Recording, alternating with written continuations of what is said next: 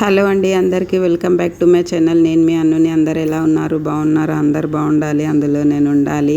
ఇవాళ మన రెసిపీ వచ్చేసి కొబ్బరి అన్నం అండి. నవరాత్రులలో ఇవాళ 3వ పూజలో కొబ్బరి అన్నం చేస్తారు కదా, అదైతే ఇవాళనైతే మేము రెడీ చేస్తున్నాము దేవుని నైవేద్యం కోసము. ఇది పిల్లల లంచ్ బాక్స్లోకి కూడా రెడీ చేసుకోవచ్చు. కొబ్బరి పాలు అని అంటే టేస్ట్ చాలా బాగుంటుంది కదా. ఒకసారి మీరు కూడా తప్పకుండా నచ్చినట్లయితే ట్రై చేయండి. అమ్మవారికి అయితే నైవేద్యం పెట్టండి ఇవాళనైతే చేసి. కావలసిన పదార్థాలు: బియ్యము, కరివేపాకు, జీడిపప్పు, పచ్చిమిరపకాయలు, కొబ్బరి, శనగపప్పు, మినప్పప్పు, ఎర్రమిరపకాయలు, ఆలు, జీలకర్ర, నూనె, కొత్తిమీర, ఉప్పు. ముందైతే రైస్ని కొంచెం సేపు నానబెట్టుకున్నాను. 2 సార్లు అయితే కడుక్కుందాము. నేనైతే బాస్మతి రైస్ తీసుకున్నా. మీకు ఒకవేళ వీలైందంటే నార్మల్ రైస్ కూడా తీసుకోవచ్చు. కొంచెం బాస్మతి రైస్తో చాలా బాగుంటుంది అని చెప్పి రైస్ తీసుకున్నా. దీంతో ఒకటి తీసుకున్నాను నేను. కొబ్బరి పాలు 1 కప్ వేస్తున్నా. బాస్మతి రైస్ నానినవి ఉన్నాయి కదా, 1.5 అయితే సరిపోతుంది. 1/2 గ్లాస్ ఇది. 1 గ్లాస్ కొబ్బరి పాలు. పచ్చి కొబ్బరి మిక్సీలో చేసుకొని దాని వాటర్ తీసుకోవాలి, పాలు వచ్చేస్తాయి. తగినంత ఉప్పు దీంట్లోనే వేసుకుంటే మొత్తం మంచిగా అంతా మిక్స్ అయిపోతుందని దీంట్లో వేసినాను నేను. కొంతమంది పోపులో కూడా వేసుకోవచ్చు. మనమైతే కుక్కరు స్టవ్ మీద పెట్టేసుకొని 3 విజిల్స్ అయితే పెట్టేసుకుందాం. చూడండి, 3 విజిల్స్ అయితే అయ్యింది. అన్నం చూద్దాము. చూడండి, ఇలా కుల్ల కుల్ల అవుతుంది. నార్మల్ రైస్ అయితే 2 వేసుకోవాలి. బాస్మతికి అయితే 1.5 సరిపోతుంది. ఒక గిన్నెలోకి తీసేసుకుందాము కుక్కర్లో నుంచి.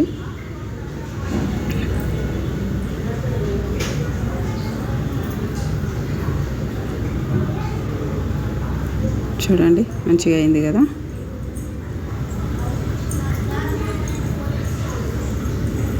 పోపు అయితే వేసుకుందాం మనము. స్టవ్ ఆన్ చేసి కడాయి పెట్టేసుకుందాము. చూడండి, కడాయి అయితే వేడవుతుంది. నెయ్యి అయినా నూనెనైనా ఏదైనా వేసుకోండి. నెయ్యి వేసుకుంటే కూడా బాగుంటుంది, కానీ నేనైతే నూనెనే వేసాను. ఆయిల్ వేడైంది కదా, ఆవాలు జీలకర్ర వేసుకుందాము.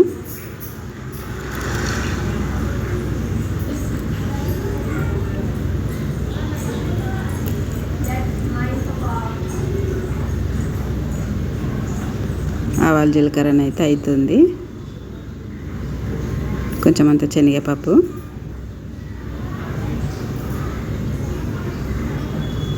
కొంచెం మినప్పప్పు వేసుకొని అయితే ఒకసారి కలుపుకుందాము.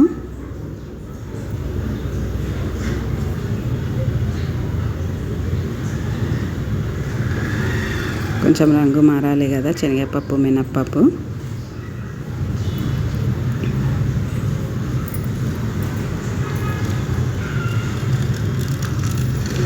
కొంచెం రంగు మారిన తర్వాత మనం కాజులు వేసుకుందాము.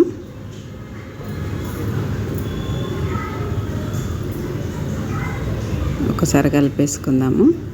కాజులు కూడా కొంచెం రంగు మారాలి కదా.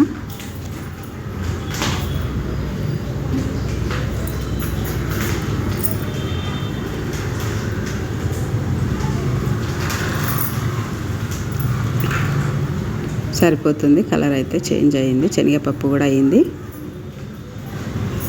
ఇంకెండు మిరపకాయలు ఒక 4 వేసుకోండి. పచ్చిమిరపకాయలు ఒక 2-3 వేసుకోండి. వేసుకొని దీన్ని కూడా మంచిగా కలిపేసుకుందాము.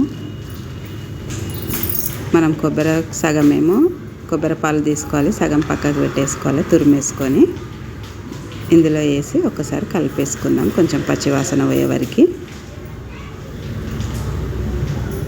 ఒక కొబ్బరికాయ అయితే సరిపోతుంది. సగం దానికి సగం దీనికి పనిచేస్తుంది. చూడండి, కొబ్బరినైతే రంగు మారింది కదా.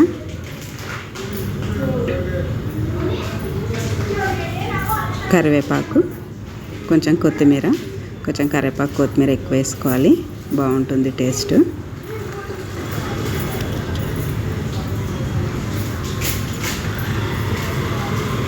ఎక్కువ అవసరం లేదు, కొంచెం పచ్చి పచ్చిగా ఉన్నా సరిపోతుంది. ఇంకా మనమైతే పోపు అయితే మనది రెడీ అయిపోయింది. స్టవ్ ఆపేసుకొని మనం ఉడికించుకొని అన్నం చల్లగా చేసుకున్నాం కదా, దాంట్లో వేసుకుందాము.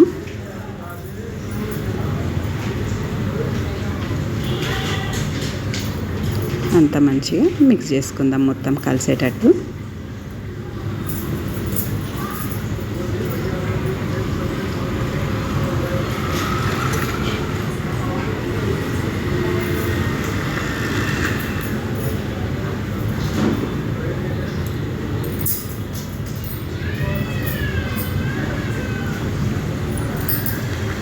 చూడండి అంతనైతే మిక్స్ అయిపోయింది కదా. చూడండి వేడి వేడి కొబ్బరి అన్నం రెడీ అయిపోయింది. అమ్మవారికి ఇష్టమయ్యే కొబ్బరి అన్నము. మీరు కూడా ఒకవేళ నచ్చితే ఇట్లా తప్పకుండా ట్రై చేయండి. పిల్లల లంచ్ బాక్స్లోకి కూడా, మార్నింగ్ మనకు టిఫిన్ లెక్క కూడా, అమ్మవారికి నైవేద్యం లెక్క కూడా పనిచేస్తుంది. ఓకే, మరి నా ఛానల్ కొత్తగా చూస్తున్నట్టయితే సబ్స్క్రైబ్ చేసుకోండి, లైక్ చేయండి, షేర్ చేయండి, సపోర్ట్ చేయండి. Thank you for watching. Bye అండి.